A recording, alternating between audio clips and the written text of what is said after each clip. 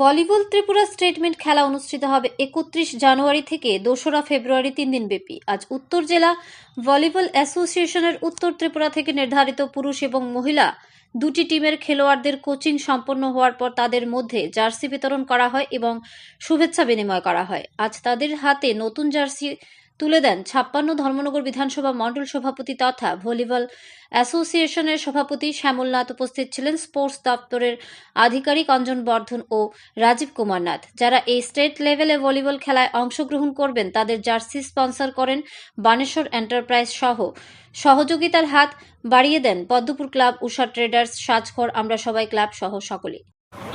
আমরা আজকে দেখতে পাচ্ছি আপনারা এখানে ভলিবল প্লেয়ারদের মধ্যে জার্সি বিতরণ করছেন। তো কি নিয়ে আসছে তাদের মধ্যে জার্সি বিতরণ করছেন?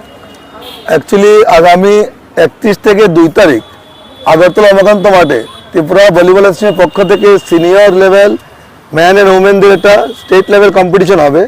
সেই কম্পিটিশনে আমাদের নর্থ ডিস্ট্রিক্টের পুরুষ বিভাগ ও মহিলা বিভাগ দুই বিভাগের দল যাবে। এই দলকে আজকে আমাদের বানেশ্বর এন্টারপ্রাইজ ধর্মনগর খ্যাতনামা পোস্ট অফিস দোকান, সে দোকান থেকে আমাদের সবাইকে জার্সি স্পন্সর করা হয়েছে। পাশাপাশি টিমগুলো যে বাইরে যাবে তাদের যাতায়াত এবং অন্যান্য খরচার জন্য আমাদের বিভিন্ন সংগঠন, পদ্মপুর ক্লাব, আমরা সবাই ক্লাব সহযোগিতা করেছেন। বিভিন্ন বিজনেসম্যান, উষা ট্রেডার্স এবং সাজঘর যারা বিভিন্ন সহযোগিতা করছেন যাতে করে সুন্দর করে টিমগুলো নিয়ে যে খেলা করে আসতে পারি।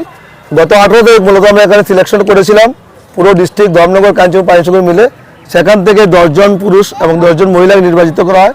তাদের কোচিং করে আজকে কোচিং শেষে আমরা তাদের হাতে জার্সি তুলে দিয়েছি। আগামীকাল তারা আগরতলা উদ্দেশ্যে রওনা হবে। ধন্যবাদ।